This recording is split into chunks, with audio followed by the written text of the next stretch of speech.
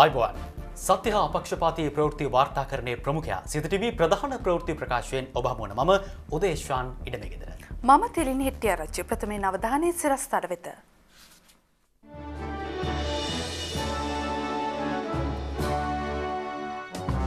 Voice of Asia මාධ්‍යජාලයේ සර්වරාත්‍රික පිරිත් සජ්ජායනය අද රාත්‍රියේ මුදල් දී නාලිකා ඇසීමට සැලැස්වීම ඇමති සුසිල්ගේ දැඩි විවේචනයට රජයේ අමාත්‍ය දුහුර නාමාවලියට තවත් නියෝජ්‍ය අමාත්‍යවරුන් දෙදෙනෙක් ජිහාඩ් පිළිකාව සුව කිරීමට ඔබාමාගෙන් බෙහෙත්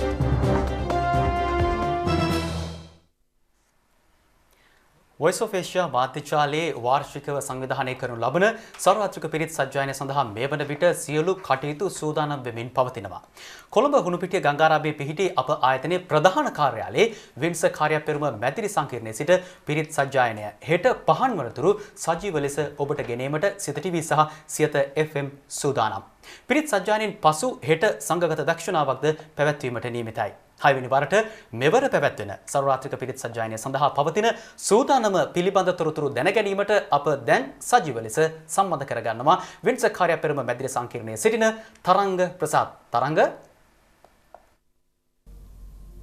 ස්තුතියි උදේශාන් හැම දිනකටම තෙරුවන් සරණ ප්‍රාර්ථනා කරමින් Voice of Asia මාධ්‍යජාලය 6 වෙනි වරටත් සංවිධානය කරනු ලබන සර්වරාත්‍රික පිරිත් සජ්ජායනය ඔබ වෙත අපි ගෙනෙන්න බලාපොරොත්තු වෙනවා රාත්‍රී 9 සිට සජීවීව මේ මොහොත අපි සිහිපත් කරන්න ඕන මේ අවස්ථාව වන විට විල්සන් කාර්ය පෙරම මැදිරිය තුල සියලුම කටයුතු සංවිධානය වෙමින් පවතිනවා මේ පිරිත් සජ්ජායනය ඔබ වෙත සජීව ගෙනීම සඳහා ඒ වගේම අද සන්ධ්‍යාවේදී අද රාත්‍රී කාලයේදී ගංගාරාම විහාරස්ථානයේ සිට සදහතු කරුණන් වහන්සේ ඒ වගේම මහා සංඝරත්නය අලංකාර පෙරහැරකින් වැඩමවාගෙන එන්නට අපි සූදානම් වෙලා ඉන්නවා මේ හැම දෙයක් සමගම විල්සන් කාර්ය පෙරම මැතිතුමන් අපෙන් සමුගෙන වසර 25ක් සම්පූර්ණ වීමත් නිමිති කරගෙන තමයි මේ පිරිත් සජ්ජායනය පැවැත්වෙන්නේ ඒ වගේම මේ මොහොත වන විට අපේ සමස්ත කාර්ය මණ්ඩලයම ඉතාමත් යහුසුලුව සූදානම් වෙනවා මේ පිරිත් සජ්ජායනය ඔබ වෙත තිළින කරන්න ඒ වගේම මේ කටයුතු සාර්ථක කරගන්නට ඒ හැම දිනකම දායකත්වයත් එක්ක අද රාත්‍රියේදී රාත්‍රී 9 සිට පහන් වන තුරාවටම ඔබට මෙම පිරිත් සජ්ජායනය සජීවීව ගෙනෙන්නට අපි බලාපොරොත්තු වෙනවා ඒ නිසා අපි හැම දිනකටම ආරාධනා කරනවා මේ මොහොතේදී රාත්‍රී 9 සිට අප සමගින් අත්වල් බැඳ ගන්නට පින් පුරවා ගන්නට මේ පිරිත් සජ්ජායනය සමගින් එකතු වෙන්නට ස්තුතියි තරංග විහාර හා දේවාලගම් පනත් කෙටුම්පතේ ඇති ඇතැම් කරුණු ආණ්ඩු ක්‍රම ව්‍යවස්ථාවට පටහැනි බව විපක්ෂ නායක රනිල් වික්‍රමසිංහ මහතා පවසනවා.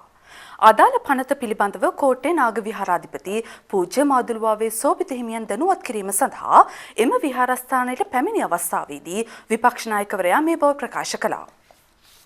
ශ්‍රී ලංකාව තුල පිහිටි සෑම විහාරස්ථානයක් බෞද්ධ කටයුතු පිළිබඳ කොමසාරිස් ජෙනරල් වරයා ලියාපදිංචි කරනු ලැබිය යුතුය. දැන් මේ අනුව පුළුවන් කොමසාරිස්වරයාට ඕනෑම ගොඩනැගිල්ලක් ලියාපදිංචි කරන විහාරස්ථානයක් හැටියට එතනින් සිදුවෙන්නේ අර විහාරස්ථාන ගෙනියන බලේ නීත්‍යානුකූල කිරීමේ වැඩ කටයුත්ත යනවා කොමසාරිස්වරයාට. ඒ කියන්නේ ශාසනයට තියෙන බලය නැති වෙනවා. මේක අපේ ව්‍යවස්ථාවේ 9 වෙනි වගන්තියේ බුද්ධ ශාසනය පිළිබඳ ආරක්ෂා කියන නගන්තියට පටහැනි. ඒ වගේම ආගම ඇදීමේ නිදහසටත් පටහැනි. මොකද යම්කිසි ආගමක් පාලනය කිරීමට ඇඟිලි ගැහින්නේ. මේක වෙන්නේ බුද්ධ ශාසනයේ කාරක සභාවල තියෙන බලතල පිරිහී යෑම. විහාරස්ථානය පාලනය කරන්න බැහැ. මම එදාක මගේ වත්තේ හරි මට විහාරස්ථානයක් හදලා කියන්න පුළුවන් කොමසාරිස් ජෙනරල් වරයාට පදිංචි කරාම සහතික දෙක ඉවරයි. නැත්තම් යම්කිසි විහාරස්ථානයක් පිළිබඳව වෙනත් ස්වාමින් වහන්සේගේ නමකින් එක ලියාපදිංචි කරන්න. අනික ඇයි කොමසාරිස් ජෙනරල් වරයා කියන්නේ? ඒතකොට ඒ කියන්නේ මහානායක ස්වාමින් වහන්සේගේ ලේකාධිකාරී ස්වාමින් වහන්සේලා වැඩ කටයුතු අතට අර ගන්නවද? මීට වඩා උඩින් යනවද? දැන් මේක තමයි ඇති වෙලා තියෙන විශාලම ප්‍රශ්නේ. අද අපේ ශාසනයේ විශාල බලයක් ආපහු යනවා. අපේ ශාසනයේ ඉඳන් කොමසාරිස් ජෙනරල් වරයාට කොමසාරිස් ජෙනරල් වරයා ආණ්ඩුව යටතේ කරන නිසා අසීමිත බලය තාමත් වැඩි වෙන ආණ්ඩුවට තියෙනවා. විශේෂයෙන්ම දැනට ගිහි පැත්තෙන් තියෙන බලතල පටන් ගන්නවා ආධ්‍යාත්මික පැත්තට යන්න. මේකේ තියෙනවා රජයේ නිලධාරියන් ආරක්ෂා කිරීම. 28 ඕවා ගන්ති අර්ථය මේ පනත යර්ථය යම් රජයේ නිලධාරියෙකු විසින් සත්භාවයෙන් කරන ලද හෝ මේ පනත යර්ථය කරන ලද බවට උද්දේශිත යම් ක්‍රියාවක් සම්බන්ධයෙන් එම රජයේ නිලධාරියාට එරෙහිව කිසිදු නඩුවක් පවරනු නොලැබිය යුතුය. ඒ කියන්නේ බෞද්ධ කටයුතු කොමසාරිස් ජෙනරාල් විරෝධයට විරුද්ධව කිසි දවසක පන්සලක නඩුවක් දාන්න බෑ. ඒකට අපේ මාදුරුවා සෝවිතානගේ පන්සල ගිරාඹේ ආනන්ද හාමුදුරුවෝ ඔප්පුවකින් පැවරුවොත් කොමසාරිස් ජෙනරාල් වරයා ඒකට විරුද්ධව නඩු කියන්න බෑ. මේක සම්පූර්ණයෙන් ජනාධිපතිවරයාට තියෙන අර මුක්තිය තමයි මේ දීලා තියෙන ආණ්ඩුක්‍රම ව්‍යවස්ථාවේ 35 ආවගන්තියේ තියෙන මුක්තිය තමයි බෞද්ධ කටයුතු කොමසාරිස්වරයාට දීලා තියෙන්නේ. ඊළඟට නෙරපීම ගැන තියෙනවා. කවුද නෙරපන්නේ? ගිහි පුද්ගලයන් නෙරපන්නද? සංඝයා වහන්සේ නෙරපන්නද? කරන්න. සංඝයා වහන්සේ නිරූපණය එක අපේ වැඩ කටයුත්තක් නෙමෙයි. ඒක කරන්න තියෙන්නේ ශාසනයේ. ඒ අදාළ තැන් වලින් ගිහි පුද්ගලයන් මෙතන පදිංචි වෙන නිරූපණය එක වෙන එක. අන්න ඒවැ කරුණු කීපයක් තියෙනවා අපේ ස්වාමීන් වහන්සේ කිව්ව හැටියට 28 ඒ මුක්තිය දෙනවා. ඒකට ඕන එකක් කරන්න පුළුවන්. මේ මගේ සැකේ තියෙන්නේ මෙහෙම ප්‍රශ්නයක් කිරිවෙහෙරේ ළඟදී ඇති වුණා. අපි මේ ශාසනයේ මේ දක්වාම අපි භුක්ති විඳපු නිදහස ඒක අහිමි කරන අවස්ථාවක් හිටයි මා දකින්නේ. ඒ නිසා මේ පිළිබඳව පූර්ණ වශයෙන් අධ්‍යයනය කළා. ඒ වගේම අපේ මහානායක හඳුරන් සමග සාකච්ඡා කළා. මේ පිළිබඳව නිසි පියවරක් ගැනීම සුදුසුයි කියන එකයි අපි අදහස් කරන්නේ. මේ අතර අදාළ පනත පිළිබඳව මහා සංඝරත්නය දැනුවත් කිරීම සම්බන්ධයෙන් සිය කෘතඥතාව පළ කළ සෝභිත හිමියන් ඉන් අනතුරුව මාධ්‍ය හමුවේදී සිය අදහස් පළ කළා. අපිටත් මේ පිළිබඳව වටින් ගොඩින් වෙච්ච ආරංචි ගොඩක් පමණයි තිබුණා. අස්ගිරි මහානායක හඳුලා පීරකාරු බවට පත් වෙනවා කියන. අපේ අයිතිය විහාරස්ථාන අපිට ගිලිහෙනවා කියලා මල්ලත් නායක හඳු කියනවා. ඒ වගේ ආරංචි ගොඩක්. නු දැන් අපාතට පත් වෙලා තිබෙනවා ඒ සංශෝධිත පනත. ඉදිරියට අපි මේ ගැන ගැඹුරින් හදාරලා අපේ අධිකරු මහානායක මාහිමිපාණන් වහන්සේලාටත් කතා කරලා උන්වහන්සේලාටත් කරුණු පැහැදිලි කරලා පිළිීමක් කරනවා. මහානායක හඳු හතරම එකතු වෙලා මේ ගැන තවත් දීර්ඝ වශයෙන් සාකච්ඡා කරලා අවශ්‍ය හමු වෙලා මේ සිද්ධ වෙන්න යන අනතුරින් මේ ශාසනය බේරා ගැනීමට කටයුතු කරන්නයි කියලා. ඒ මොකද අනතුරක් සිද්ධ වෙන්න පෙර අනතුරු වළක්වා ගැනීම වැදගත්. පාර්ලිමේන්තුව සම්මත වුණායින් පස්සේ අපිට මේ ගැන කිසිවක් කර කියා ගන්න බැරි වෙනවා. තව ඒ විනාශය සිද්ධ වෙනවා. අධ්‍යක්ෂක ජනරාල්තුමා යටතට අපි ඔක්කොම අස්ගිරි මහානායකහරු කියන ආකාරයට හිරකරුවන් බවට නැත්නම් මුරකරුවන් බවට අපිපත් වීමේ අනතුරක් තියෙනවා. දැන් මේ පනත යටතේ අපිට පේනවා පන්සලට රජයෙන් පරිත්‍යාගයක් කරනවා නම් ඒ පරිත්‍යාගය කරන නිසා පන්සල ලියන්න ඕන රජයට. මේක මේ උගස් පන්සල උගස් තියලා ගන්න ඕන. පුදුම අදහසක් ඒක. ආධාරයක් දෙන්න ඉස්සෙල්ලා පන්සල ලියන්න ඕන. ඉතින් මේක මේ උගස් බඩුකාරොත් කරන වැඩක්. තවත් නියෝජ්‍ය අමාත්‍යවරුන් දෙදෙනෙකු ජනාධිපති මහින්ද රාජපක්ෂ මැතිතුමා ඉදිරියේ අද තීරුම් දුන්නා. ඒ අරලියගහ මන්දිරයේදී. ඒ අනුව රජයේ නියෝජ්‍ය අමාත්‍ය දුහුර සංඛ්‍යාව පමණක් මේ වන විට 40 දක්වා ඉහළ ගොස් තිබෙනවා.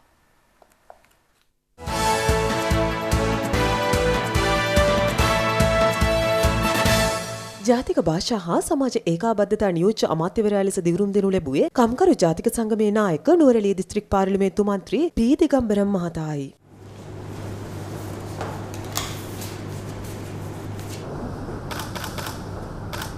මීට අමතරව ප්‍රජාතන්ත්‍රවාදී ජනතා කොංග්‍රස් නායක කොළඹ දිස්ත්‍රික් පාර්ලිමේන්තු මන්ත්‍රී ප්‍රභා ගණේෂන් මහතා විදුලි සංදේශ හා තොරතුරු තාක්ෂණ නියෝජ්‍ය අමාත්‍යවරයා ලෙස ජනාධිපතිතුමා ඉදිරියේ දිවුරුම් දෙනු ලැබුවා.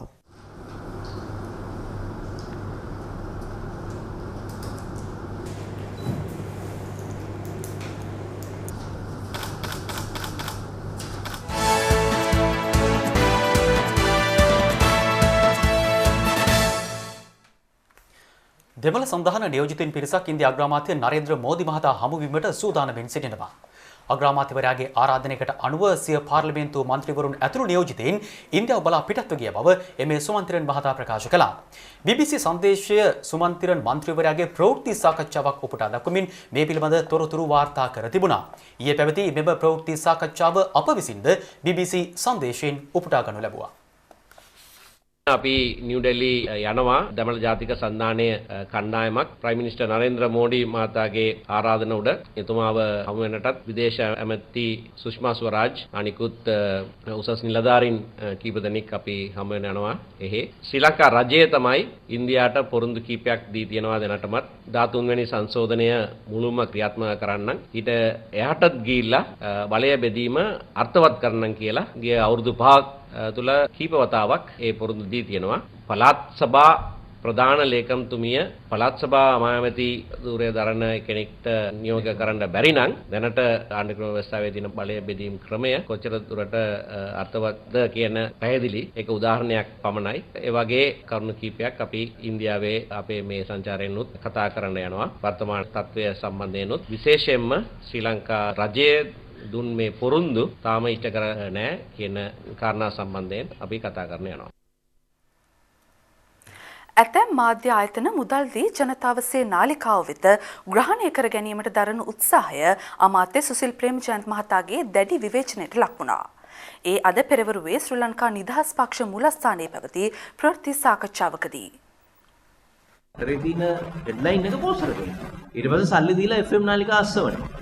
එහෙම සංස්කෘතියක් තියෙනවා. පාරේ හිමින් ගියත් ප්‍රශ්නයක්, හයියෙන් ගියත් ප්‍රශ්නයක්, කහිරේ පැන්නත් ඒත් ඇඟිල්ල දිගු කරනවා. හැබැයි තමන් කරන දේ මොකද්ද කියන එක මේ කවුරුත් දන්නේ. ඊට පස්සේ කියනවා අල්ලත් වෙනවා බඩු බෙද. එතකොට නාලිකාවක් අහන්න සල්ලි දෙන එක. ඒක මොකක්ද? එහෙමත් වෙනවා නේද අපරට. මන් දන්නේ වෙන රටවල එහෙම තියෙනවා. සල්ලි දීලා අස්සවනවා. නම් සල්ලි තමයි.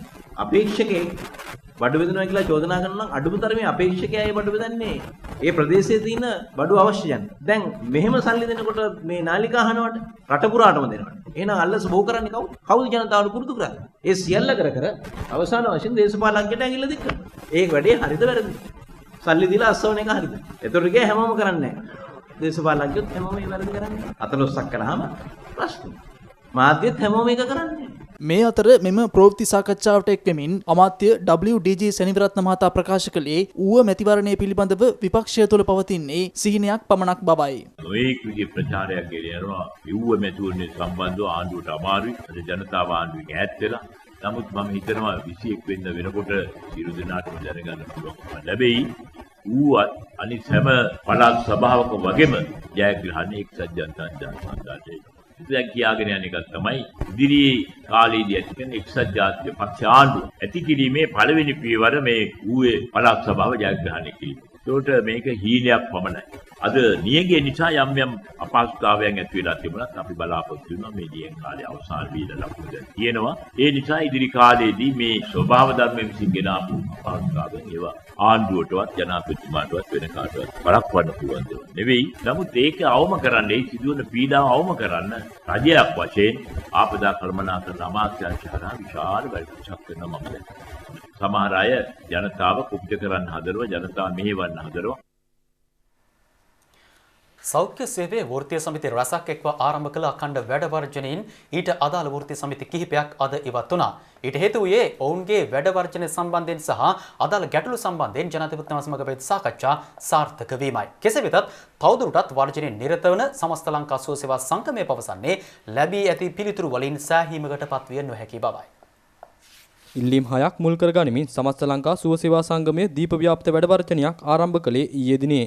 6/2006 හිගවැටුම් ලබා දීම, අතිකාල රේඛීය ක්‍රමයෙන් නැවත ස්ථාපනය කිරීම, දින 5 සෞඛ්‍ය සතිය ක්‍රියාත්මක කිරීම, සතියකට දින 2ක සේවා මුරය ලබා දීම සහ අනියම් සේවකීන් ස්ථාපනය කිරීම ඇතුළු ඉල්ලීම් 6ක් මුල් කරගනිමින් PL සහ MN කාණ්ඩවලට අයත් කනිෂ්ඨ සේවකීන්, වාට් ලිපිකරුවන්, ආහාර නිරීක්ෂිකා යන සෞඛ්‍ය කාර්ය මණ්ඩල ඊයේ උදෑසන 6 සිට ආරම්භ කළ පැය 48ක සංකේත වැඩ වර්ජනයේ ඒකාබද්ධ වෘත්තීය සමිති කමිටුවේ ශ්‍රේණි 27ක් වෘත්තීය සමිති 21ක් එක්ව සිටියා. මෙම වැඩ වර්ජනය නිසා ඊයේ දිනේ රජයේ රෝහල් කටයුතු වලට මෙන්ම රෝගීන්ටද දැඩි අපහසුතා සහ බාධා ඇති වුණා. මේ අපහසුතා අවම කිරීමට රෝහල් රැසකට ආරක්ෂක අංශවල සහාය හිමි වුණා. මේ අනුව මෙම වෘත්තීය සමිතිය ඉදිරිපත් කළ යෝජනා 5ක් පිළිබඳව ජනාධිපතිතුමාගේ අවධානය ඊයේ යොමු තිබෙනවා. අදාළ විසඳුම් සකස් කර මාස 3ක් ඇතුළත ඒවා ක්‍රියාත්මක කරන ලෙස ජනාධිපතිතුමා උපදෙස් ලබා දුන් බවයි ජනාධිපති මාධ්‍යාංශය පැවසුවේ. ජනාධිපතිතුමා එම උපදෙස් ලබා දුන්නේ සෞඛ්‍ය ඒකාබද්ධ වෘත්තීය සමිති කමිටු සමාජිකින් සමග ඊයේ දිනේ පැවති සාකච්ඡාවලින් අනතුරුවයි. එම සාකච්ඡා සාර්ථක වීම නිසා වෘත්තීය සමිති කිහිපයක් වැඩ වර්ජනයෙන් ඉවත් වීමට තීරණය කළා. කෙසේ වෙතත් මෙම සාකච්ඡා සඳහා තම සංගමයට ආරාධනා නොලැබුණු බවත් රජයට සම්බන්ධ වෘත්තීය සමිති පමණක් ඊට සහභාගී වූ බවත් සමස්ත ලංකා සුව සේවා සංගමය චෝදනා කරනවා. මේ හේතුවෙන් වැඩ වර්ජනය අද දිනේ ක්‍රියාත්මක කරන බවයි එම සංගමය ප්‍රකාශ කළේ. ඒක විධිමත් සාකච්ඡාවක් කියන එක අපි කිසිසේත්ම පිළිගන්නේ නැහැ. පිළිගන්නේ නැත්තේ මේ මොහොතේ සම්බන්ධ වෙච්ච සමස්ත ලංකා සුව සේවා සංගමය මගහැරලා තමයි මේ සාකච්ඡාව ආරම්භ කරේ. මේ සාකච්ඡාව ඇතුලේ ආණ්ඩුව වමනා විශ්ත කරන්න, වෘත්තීය සමිති ක්‍රියාමාර්ගය කඩාකප්පල් කරන්න, සෞඛ්‍ය සේවකගේ අයිතිවාසිකම් කඩාකප්පල් කරන්න, මැදිහත් වෙච්ච වෘත්තීය සමිති මේ මොහොත වෙනකොට පාවලා දීලා සෞඛ්‍ය සේවාව අසරණ කරලා අන්ත අසරණ තත්ත්වයට ඇදලා දාලා මේ මොහොත වෙනකොට සෞඛ්‍ය සේවකයාගේ ඉල්ලීම් බොඳ කරන තැනට තල්ලු කරලා දාලා මේ වෙනකොට අයින් වෙලා තියෙනවා මේ වෘත්තීය සමිති ක්‍රියාමාර්ගය. හැබැයි අපි සමස්ත ලංකා සුව සේවා සංගමය හැටියට කියනවා ඉල්ලීම් ලැබෙන තුරු මේ අඛණ්ඩ වැඩ වර්ධනය දියත් කරනවා. මේ ආණ්ඩුවත් එක්ක කරපු සාකච්ඡා අපි කිසිසේත් විශ්වාස කරන්නේ නැහැ. සමස්ත ලංකා සුව සේවා සංගමෙත් එක්ක වැඩ වර්ධනය අඛණ්ඩව කරගෙන යන්න මේ මොහොත වෙනකොට සෞඛ්‍ය සේවාවේ සියලු සේවකයෝ අත්වල බැඳගෙන ඉන්නවා. ඒ හින්දා අපිට ඕනෑකමින් කියන සෞඛ්‍ය සේවකයාගේ ප්‍රශ්නේ විසඳන්න විධිමත් සාකච්ඡාවක් ඇතුළේ පුළුවන්. ඒ විධිමත් සාකච්ඡාවට මැදිහත් වෙනවා. අර මේකට අන්සරණක් නෑ. අපි වැඩ වර්ජන වලට තල්ලු කරපු මේ ආණ්ඩුවට අපි තා පැහැදිලිව කියනවා වැඩ වර්ජන කරන්න සිය කැමැත්තෙන් නෙවෙයි. වෘත්තීය සමිති සමග සාකච්ඡා කළ විධිමත් සාකච්ඡාවක් ඇතුළේ මේක බේරගන්න ආරාධනා කරනවා. ඉතා ඕනෑකමින් පුවත්පත් විපරම දැන්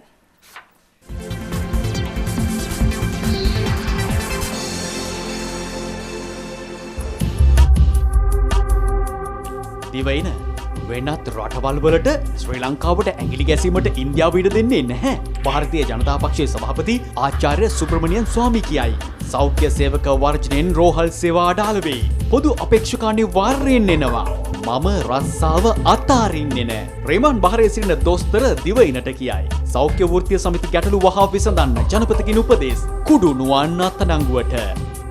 දිනමින මහින්ද රාජපක්ෂ කොටි නැති නොකලා නම් එය ඉන්දියාවටත් තර්ජනයක්. ඇතැම් දේශපාලකයන් ජාතිවාදී විසබීජ පැතිරවීමට ගන්නා වෑයම ඉන්දියාව දන්නවා. ඉන්දිය ජනතා පක්ෂ නායක සුබ්‍රමණියන් ස්වාමී කියයි. සෞඛ්‍ය වෘත්තීය ගැටලු වහා විසඳන්න ජනපතිගෙන් අදාළ අංශවලට උපදෙස්. ජාත්‍යන්තර නෞකා 38කට මාගම්පුර වරායෙන් ඉන්ධන.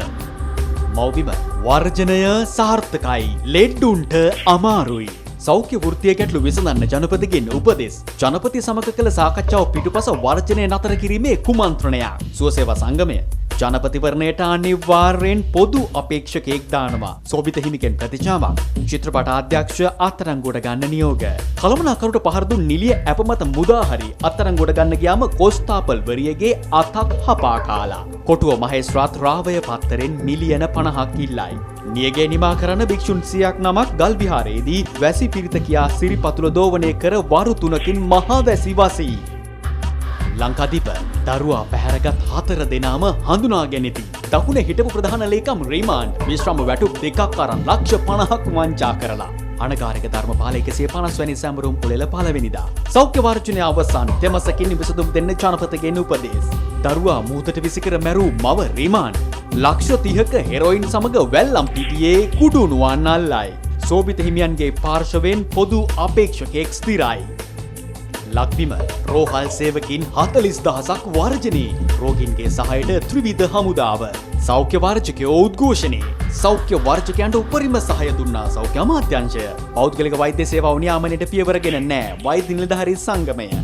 නාවලපිටියේ අරාබි පාසලේ හඳුනා නොගත් උණ රෝගයක්. දෙමළ ඡන්ද නොමැතිව ජනපතිට දිනන්න පුළුවන්. සුබ්‍රමණියම් ස්වාමී කුඩුනුවන් කුඩු සමග අත්අඩංගුවට. STF ඇල්ලු කුඩු කිලෝ 85න් 54ක අපද්‍රව්‍ය.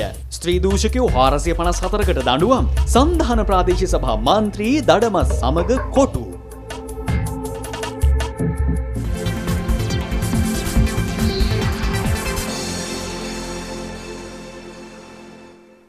දැන් කෙටි විරාමයක්.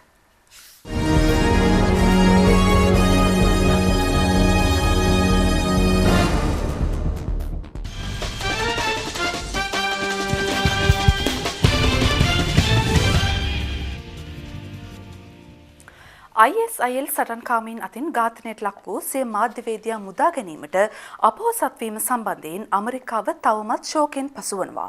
මෙම සිදුවීමත් සමග ජිහාද් සංවිධානය මුලින් උපුටා දැමීමේ මෙහෙයුම තවදුරටත් පුළුල් කරන බව ඇමරිකාවේ මතයයි. වසර දෙකක් පුරා සිරියානු ISIL සටන්කාමීන් රඳවාගෙන සිටි මාධ්‍යවේදී ජේම්ස් ෆොලි මුදා ගැනීමට රහස් බුද්ධ්‍යංශ අවස්ථා කිහිපයකදීම උත්සාහ දැරූ බව ඇමරිකානු බලධාරීන් පවසනවා. එහෙත් අවාසනාවන්ත ලෙස එම උත්සාහයන් සියල්ල ව්‍යර්ථ වූ බව ඇමරිකානු බලධාරීන් ජාත්‍යන්තර හමුවේ ඉතා කනගාටුවෙන් අනාවරණය කර තිබෙනවා. සිරියාවේ ක්‍රියාත්මක ජිහාඩ් සටන්කාමීන් විසින් රඳවාගෙන සිටි ඇමරිකානු මාධ්‍යවේදී ජේම්ස් ෆොලිගේ ගෙල සිඳ දමන ආකාරය දැක්වෙන වීඩියෝවක් ඊයේ එම සංවිධානය අන්තර්ජාලයට මුදා හැරීමත් සමගම ඇමරිකාව මෙම අදහස් පළ කර තිබෙනවා. මේ අතර අදාළ ඝාතනය පිළිබඳව සිය බලවත් කනගාටුව පළ කරන ජනාධිපති බරක් ඔබාමා පවසන්නේ ජිහාඩ් අන්තවාදීන් යනු ජාත්‍යන්තරය තුළ ව්‍යාප්තව පවතින පිළිකාවක් බවයි. එසේම එම පිළිකාව මුල් උපුටා දැමීම සඳහා ඇමරිකාව තවදුරටත් සිය මෙහෙයුම් පුළුල් කරන බවයි ජනාධිපති ඔබාමා පැවසුවේ. එසේම සිරියාව යනු මාධ්‍යවේදියෙකු හට පවතින ලොව භයංකාරම ස්ථානයේ බවටද ජනාධිපති ඔබාමා ප්‍රකාශ කළා. මේ අතර මාධ්‍යවේදීන් හමුවේ පෙනී සිටි ඝාතනයට ලක් වූ ජේම්ස් ෆොලිගේ මව්පියන් පැවසුවේ සිය පුත්‍රයා නිදහස වෙනුවෙන් දිවිපිදූ වීරයෙකු ලෙස ඉතිහාසයට එක්වන බවයි. තායිලන්තයේ හිටපු අගමැතිනි ලක්ෂණ වත්‍රා ප්‍රමුඛ රාජ්‍ය පෙරලා දමමින් එරට හමුදාව ගෙන ගිය කුමන්ත්‍රණය අද සාර්ථකව ඉදිරි පියවරක් ලැබුවා. එම කුමන්ත්‍රණය සඳහා නායකත්වය ලබා දුන් තායිලන්තයේ හමුදා ජෙනරාල්වරයා එරට අග්‍රාමාත්‍ය ධූරයට තේරී පත්වීමත් සමගයි. තායිලන්තයේ වත්මන් හමුදා පාලක ජෙනරල් ප්‍රයුත් චාන්-ඕචා අද එරට නව අග්‍රාමාත්‍යවරයා ලෙස නම් කෙරුණා. ඒ අද උදෑසන රැස් වූ තායිලන්තයේ ජාතික කොංග්‍රස් මණ්ඩලයේ සමාජිකින් 197 දෙනා ජෙනරල් චාන්-ඕචාට පක්ෂව සිය ඡන්දය ප්‍රකාශ කිරීමත් සමගයි. එසේම අදාළ ඡන්ද විමසීමේදී අග්‍රාමාත්‍ය දුහුර අපේක්ෂකයා ලෙස ජෙනරල් ඕචාගේ නම පමණක් ඉදිරිපත් වීමද විශේෂත්වයක්. කෙසේතත් ඔහුගේ මෙම පත්වීම තායිලන්තයේ වත්මන් රජවන බුම්බෝල් රජු විසින්ද අනුමත කිරීමට නියමිත බව විදේශ වාර්තා පවසනවා. එහෙත් එරට ඇතැම් පිරිස් මෙම නව අග්‍රාමාත්‍ය දුහුරේ මෙන්ම හමුදා කුමන්ත්‍රණය විවේචනය කරමින් සිටින බව විදේශ වාර්තා වැඩිදුරටත් පෙන්වා දෙනවා. තායිලන්තයේ හිටපු අගමැතිනි ඉන්ලක්ෂණ පාත්‍රා අධිකරණ නියෝගයක් මගින් බලෙන් පහ කළ ජෙනරල් චාන්-ඕචා පසුගිය මැයි මාසයේදී රට හමුදා පාලකයා ලෙස පත් වුණේ ඔහු මෙහෙය වූ හමුදා කුමන්ත්‍රණය සාර්ථක වීමත් සමගයි. විපක්ෂයේ මෙහෙවන රාජ්‍ය විරෝධී උද්ඝෝෂණ නිසා ව්‍යාකුලත්වයට පත් පාකිස්තානය තවමත් ස්ථාවරත්වයට පත්ව නැහැ. පාකිස්තාන දේශපාලන කරලියේ නවතම තොරතුරු සමගින් දැන් ලෝවට අපුවත් කීපයක් කෙටියෙන්. පාකිස්තාන විපක්ෂ නායකින් දෙපළක් වන ඉම්රාන් ඛාන් සහ තහිරුල් ක්වාඩ්රිහට අද එරට ශ්‍රේෂ්ඨ අධිකරණයේ හමුවේ පෙනී සිටින ලෙස නියෝගයක් නිකුත් වී තිබෙනවා. ඒ පාර්ලිමේන්තු කටයුතු සඳහාද බලපෑම් එල්ල කරමින් ඊයේ පැවැත් වූ දැවැන්ත රාජ්‍ය විරෝධී උද්ඝෝෂණ පිළිබඳව ශ්‍රේෂ්ඨ අධිකරණයට කරුණු දැක්වීම සඳහායි. මේ අතර සාකච්ඡා මාර්ගයකට පැමිණෙන්නයි පාකිස්තාන රාජ්‍ය කරන යෝජනා අභියෝගයකට ලක් කරන විපක්ෂය පවසන්නේ. අග්‍රාමාත්‍ය නවාස් ෂරීෆ් සිය දුහුරෙන් ඉල්ලා අස්වන්නේ නම් Taman සාකච්ඡා සඳහා එක්වන බවයි. ඊශ්‍රායලය විසින් ගාසා තීරයට අද එල්ල කළ රොකට් ප්‍රහාර හමුවේ හමාස් සංවිධානයේ ජ්‍යෙෂ්ඨ කමාන්ඩර් නිලධාරීන් තිදෙනෙකු ජීවිතක්ෂයට පත් වුණා.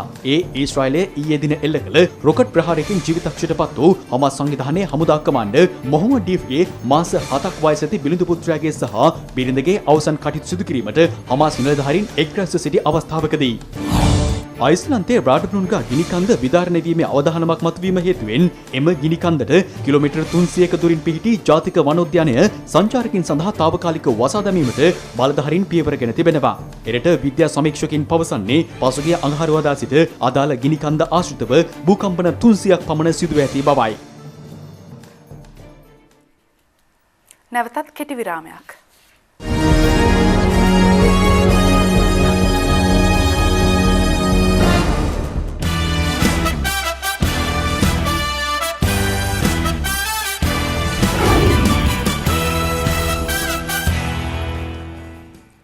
බංග්ලාදේශය සමග පැවැත්වෙන එක් දින තරඟාවලියේ පළමු තරඟයේ ජයග්‍රහණය තමන් සතු කර ගැනීමට කොදෙව්වන් අද සමත් වුණා. ඒ බංග්ලාදේශ කණ්ඩායම කඩලු 3කින් පරාජයට පත් කරමින්. තරඟයේ කාසිවාසී දිනාගත් කොදෙව් නායක ඩ්වෙන් බ්‍රාවෝ ප්‍රථමයෙන් පන්දු රැකීමට තීරණය කළා. ඒ අනුව පිටිට පිවිසිය බංග්ලාදේශ කණ්ඩායමේ තමීම් ඉක්බාල් සහ ඇනිමුල් හක් ඔවුන් දෙදෙනා පළමු කඩුල්ල වෙනුවෙන් ලකුණු 45ක සමතාවක් ගොඩනැගුවා. ඇනිමුල් හක් සිය එක් දින ක්‍රිකට් දිවියේ 4 වන ශතකය වාර්තා කරමින් ලකුණු 109ක් ලබා ගැනීම කැපී පෙනුණා. නායක මුෂ්ෆිකර් රහීම්ට රැස් කිරීමට හැකි වුණේ ලකුණු 12ක් පමණයි. මේ අනුව බංග්ලාදේශ කණ්ඩායම පන්දු ඕවර 50 අවසානයේ කඩලු 9ක් දැවී ලබාගත් ලකුණු සංඛ්‍යාව 217ක්. අනතුරුව ලකුණු 218ක ඉලක්කයක් හඹා යාමට පිටිට පිවිසි බටහිර ඉන්දිය කොදෙව් කණ්ඩායමේ පළමු කඩුල්ල ලකුණු 9ක සටහන්ව තිබීදී දවා ගැනීමට මස්රෆ් මර්ටසා සමත් වුණා. බටහිර ඉන්දිය කොදෙව් කණ්ඩායමේ මුල් පෙළ කඩලු 5ක් ලකුණු 34ක් තුල දවා ගැනීමට බංග්ලාදේශ සෙසු පන්දු යවන්නන්ට හැකි වුණා. කෙසේ වෙතත් ඉන් අනතුරුව පිටියට එක් වූ යෙනෙස් රාම්දීන් සහ කිරන් පොලාඩ් හයවෙනි කඩුල්ල වෙනුවෙන් ලකුණු 145ක ඉතා අගනා වටිනා සමතතාවයක් ගොඩනැගුවා. කිරන් පොලාඩ් පන්දු 70ක් තුල වේගවත් ලකුණු 89ක් රැස් කළා. ඒ අනුව බටහිර ඉන්දිය කොදෙව් කණ්ඩායම පන්දු වාර 39යි පන්දු 4ක් තුල කඩලු 7ක් පමණක් දැවි ජයග්‍රාහී ඉලක්කය පසු කළා. දිනේෂ් රාම්දීන් ලකුණු 74යි. පන්දු යැවීමේදී අලාමින් හුසේන් කඩලු 4ක් දබා ගැනීමට සමත් වුණා. තරගයේ වීරයා සම්මානයේ කිරන් පොලාඩ්ට හිමි වුණා. දෙරට අතර දෙවන එක් දින තරගය හෙට ආරම්භ වීමට නියමිතයි.